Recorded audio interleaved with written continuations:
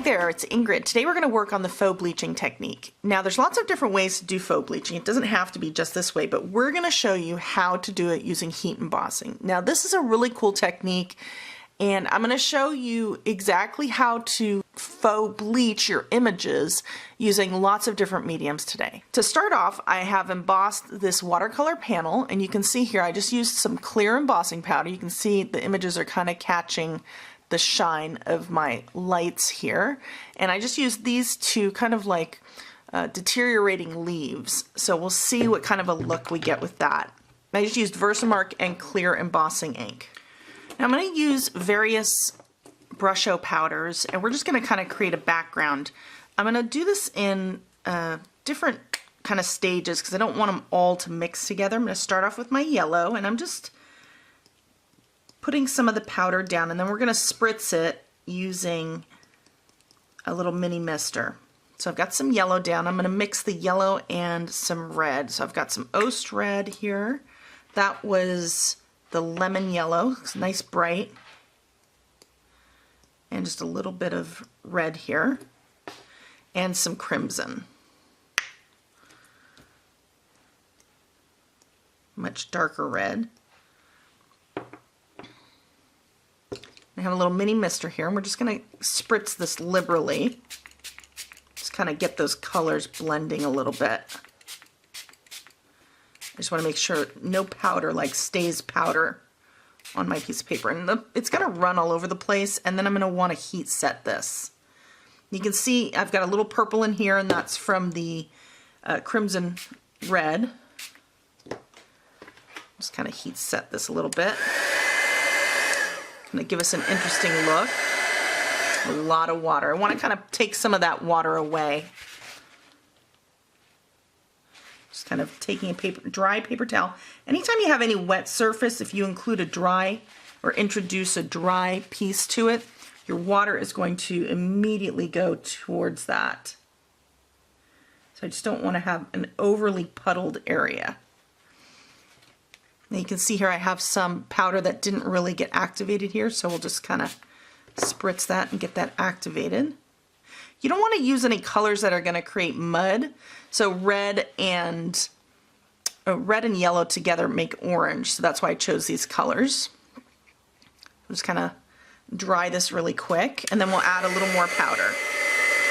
Now I have some water that's kind of stuck up on the images, and that's really where the embossing is. So I'm just going to kind of blot my piece here and just remove some of that excess water. My piece is not fully dry yet, and that's okay because I'm going to add a little more color here.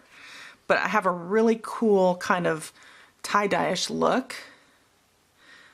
I'm going to introduce a little bit of green here, and let's see what happens when we do that. So we'll add some to these areas that aren't color heavy. Maybe over some of the leaves directly. I'm kind of staying away from the purples. I kind of like the purple that's been created. I'll just kind of spritz that, and you can see this leaf green has some blues in it, and that's pretty interesting.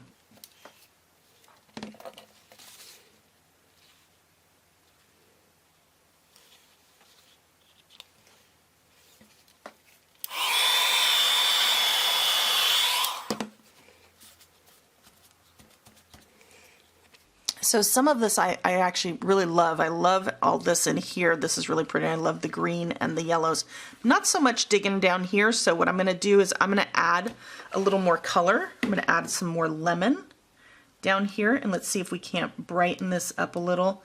And I'm just going to add a little tiny bit of this Oast red here, just to brighten it up. And we'll just spritz that and just kind of focus on this bottom area here.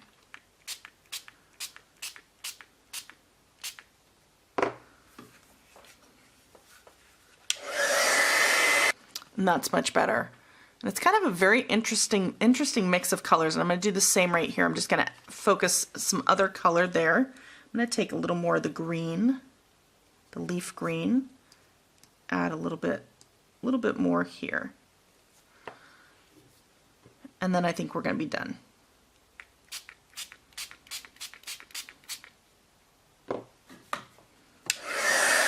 So now that we have our background done, and you can see I've got a really nice kind of blend of colors here, and this is kind of what I was going for. You know, fall has, especially having lived in the Northeast where you have these amazing colors in the fall, I was kind of going for something really colorful and a lot of blended color. And I like how we have the red and the yellows, a little bit of purples and some greens and some yellows mixed in with a little bit more red. And you can see how the embossing really kind of traps some of that, which makes it even more interesting. So now what we're going to do is we're going to do the actual faux bleaching technique, which is going to be the removal of something. And that's really what bleaching is. It's removing something. I have a little telephone book here. So we're just going to open that up to a random page. And I have my piece here. And I'm just going to put two sheets down for now. And I have a really, really hot iron. And this is just an iron that I bought dedicated just for crafting. Don't have any water in it or anything, just heat. And we're just going to iron our piece. Now, if you have a craft iron, that would be even better, because craft iron, I think, gets twice as hot as a regular iron does. And you're going to iron your piece until your embossing powder melts into the actual pages themselves. Now, you can also use copy paper as well. And we're going to hope that image gets transferred over. Now, with a regular iron like I'm using, it takes twice as long as it does with a craft iron.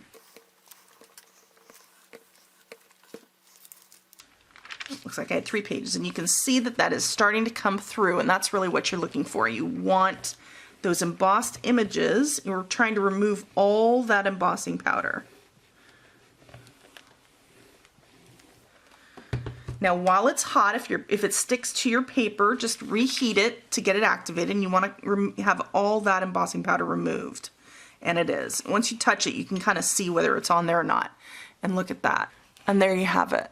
Look at that. It's so pretty. It's just bleached out. It's not really in your face. And even though this image right here, see, it's not really bold. It's broken up at least somewhere. It still is really, really nice because you have that really interesting effect. And these stamps, I chose these stamps for a reason, because they have some spots and some bolder sides. You know, using bold images will actually give you a really great look, but you know, don't stick to just that. You don't want things that are too fine, because I think it's going to be too hard to have them show. But this is a very cool piece. So I'm going to have some other samples using other mediums as well, and I also have a link to another video that I did here at StampNation, and that's using distress inks and this particular technique. But I encourage you to give it a try. You know, try it on different colors and see what results you get as well. And I think you'll have a lot of fun with it. So I can't wait to see what you do with this next.